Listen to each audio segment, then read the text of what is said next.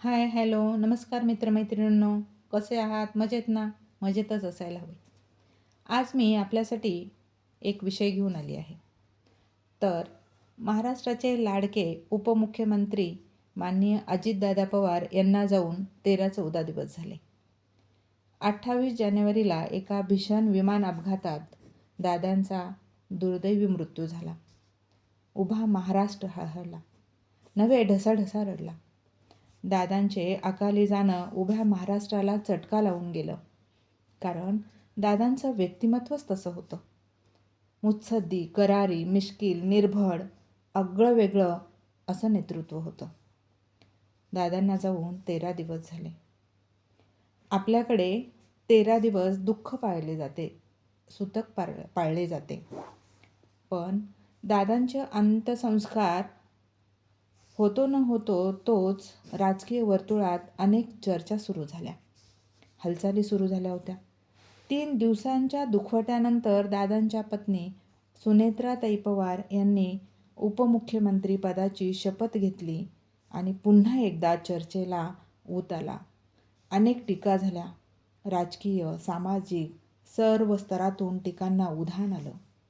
काहींनी समर्थनही केले आणि मनात प्रश्न आला की सुनेत्राताईंनी सुद्धा इतक्या लवकर शपथविधीला होकार कसा काय दिला असेल. पण म्हणतात ना की एका कर्तृत्ववान पुरुषाच्या मागे एक कर्तृत्ववान स्त्री उभी असते. तसेच माननीय अजितदादांच्या मागेही सुनेत्राताई खंबीरपणे उभ्या होत्या. घर सांभाळतानाच त्या राजकारणातही सक्रिय होत्या. सुनेत्राताईंनी दादांच्या हयातीत खंबीर साथ दिली. इतकेच नाही तर दादा गेल्यानंतरही दादांचे स्वप्न पूर्ण करण्यासाठी त्या खंबीरपणे उभ्या राहिल्या. खासदारपदाचा राजीनामा दिला व पक्षाची धुरा स्वतःच्या खांद्यावर घेतली. पक्षप्रमुख झाल्या. मग सुनेत्राताईंना पतिनिधनाचं दुःख नव्हतं का? पतिनिधनाचे सर्वात जास्त दुःख हे पत्नीलाच असते. तिच्या आयुष्याचा साथीदार सोडून गेलेला असतो. पण त्यांनी भावनेपेक्षा कर्तव्याला महत्त्व दिले. कारण भावनेपेक्षा कर्तव्य नेहमीच श्रेष्ठ असते, मोठे असते.